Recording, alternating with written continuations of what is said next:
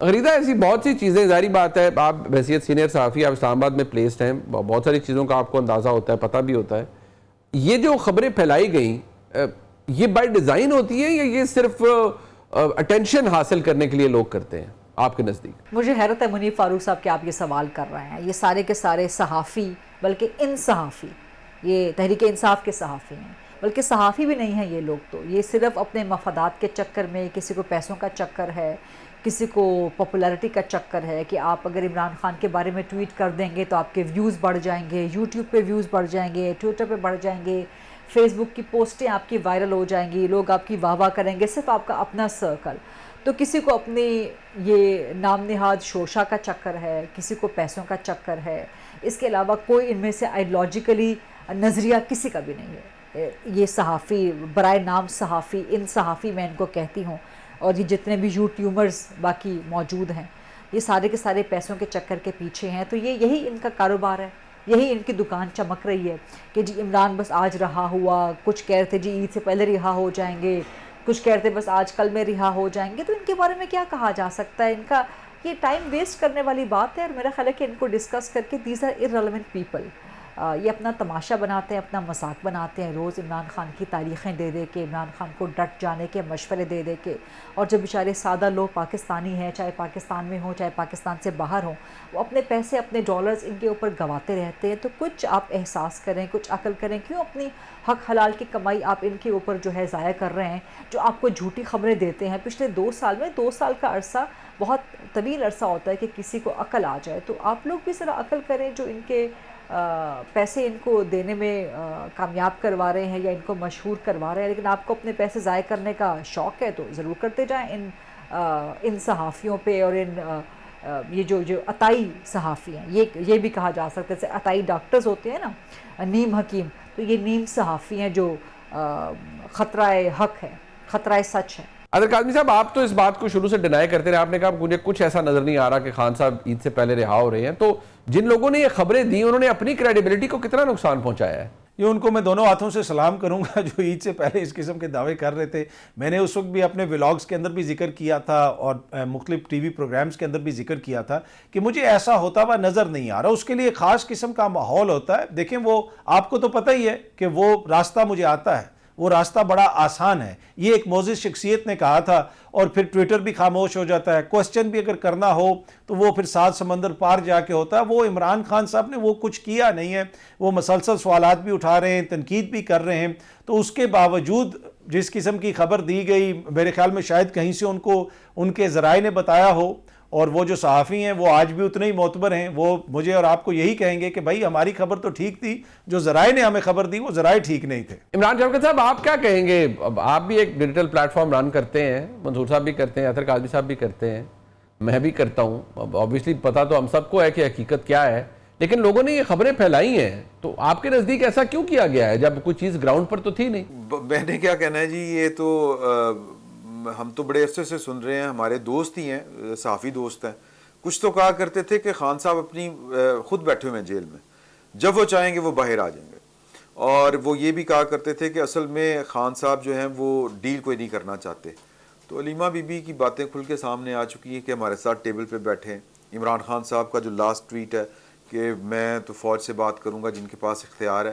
تو عمران خان صاحب بات بھی کرنا چاہتے ہیں، ڈیل بھی کرنا چاہتے ہیں، این آر او بھی کرنا چاہتے ہیں. تو لیکن وہ آگے سے بات بن نہیں رہی. جو فریق ثانی ہے وہ اس میں انٹرسٹڈ نہیں ہے. جس طرح میں نے پہلے کہا آپ کو کہ 10 مئی کے بعد صورتحال یکسر مختلف ہو چکی ہے. اب شاید عمران خان صاحب کی اتنی کوئی ضرورت بھی نہیں رہی، اور نہ عمران خان صاحب کوئی زیادہ خطرناک باقی رہے ہیں.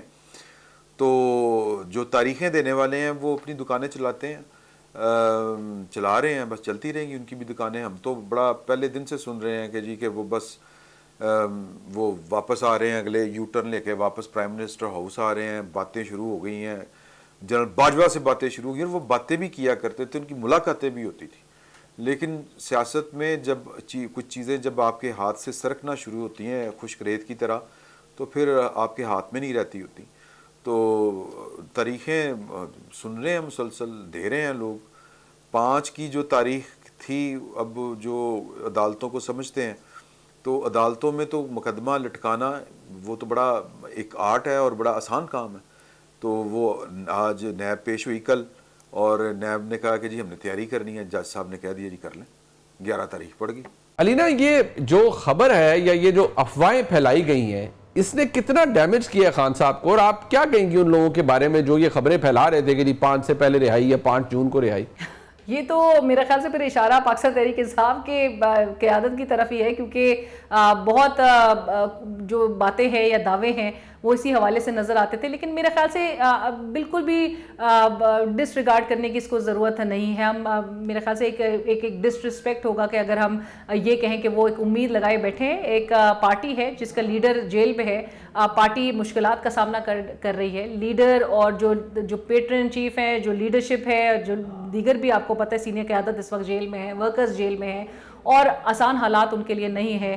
چوتھی عید ایک پیٹرن چیف اور دیگر قیادت جو ہے وہ جیل میں اگر گزار رہی ہے تو دس انڈیکیٹس کے معاملات جو ہیں وہ اس نہج پر آ گئے ہیں کہ ہم نے بالکل بھی فوگو نہیں کرنا اور اسی طرح سے معاملات کو آگے لے کر بڑھنا ہے. سو پریشان کن ہے. اور لیڈرشپ جو ہے وہ اگر جو باہر ہے جو قیادت وہ اگر کہتی ہے کہ ہمارا لیڈر ہمیں امید ہے, تو امید تو ہمیشہ میرے خیال سے ان کا حق ہے کہ یہ رکھ سکتے ہیں.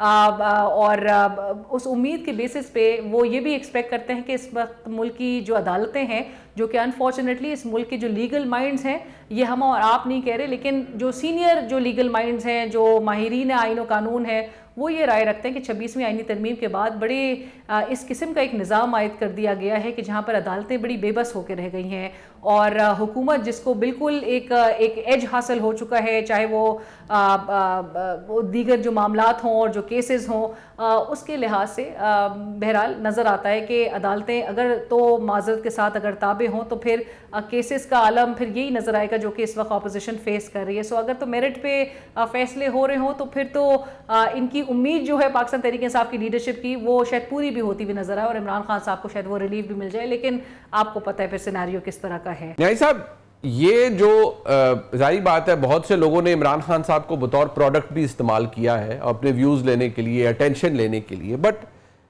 گراؤنڈ پہ کچھ نہیں ہے. لوگوں نے تو بڑے بڑے دعوے کیے جی فلانے تاریخ کو فون آ رہا ہے, پریزیڈنٹ ٹرمپ آ رہے ہیں اور بس جیسے ہی وہ الیکٹ ہوں گے تو یہاں سب کچھ بدل جائے گا. پی ٹی آئی کے ایم این اے صاحبان نے کیے بٹ نتھنگ چینجڈ. جو جن لوگوں نے یہ کیا ہے آپ کے نزدیک آپ کیا کہیں گے ان کے بارے میں کہ جو افواہیں پھیلاتے رہے ہیں؟ جھوٹے دعوے اور جھوٹی خبریں, میرا خیال ہے یہ کوئی شخص ہی جو ہے جو جس کو ترتیب دی ہے اس کویشچن کو, میں بھی تھا جس میں سمجھتا تھا عمران خان صاحب شاید 5 جولائی کو نکل آئیں, کیونکہ تجزیاتی طور مجھے دیکھو ہر بندے کے پاس اندر ہی خبریں نہیں ہوتی, تو میرا نہیں خیال ہے کوئی بندہ جھوٹ بولے گا.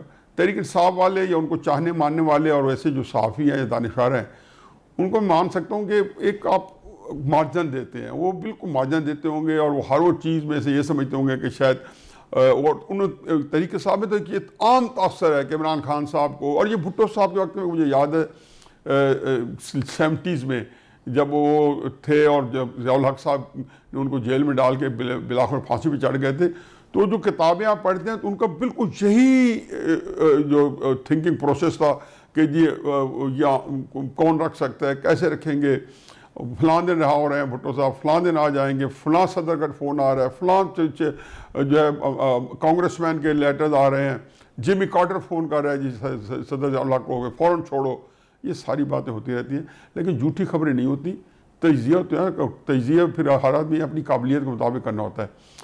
مجھے جو حالات واقعات تھے, پھر علیمہ بی بی کا جو سٹیٹمنٹ تھا کہ آپ بتائیں کہ آپ ہم سے کیا چاہتے ہیں اور ہم آپ کو یقین دلاتے ہیں کہ ہم جو کچھ شرائط آپ رکھیں گے ہم اس کو ماننے پر تیار ہیں, یہ چھوٹی عام معمولی سٹیٹمنٹ نہیں تھی. اور اس کے بعد جب 5 تاریخ کو کیس لگا غیر معمولی حالات میں, تو میں نے یہی سوچا کہ ان کے کچھ کو ریلیف ملے گی. ابھی میرا خیال یہ ہے کہ اس میں بہت کچھ تحریک انصاف کو ایک حصے میں ریلیف مل رہی ہوگی, چاہے وہ بشپ بی بی کی حد تک ہو یا کسی اور حد تک ہو, اور عمران خان صاحب پہ جب بھی سختی کریں گے بہت سی جگہوں پہ وہ ریلیف بھی دیں گے. تو یہ میرا اپنا خیال ہے کہ یہ شاید حکمت عملی ہو.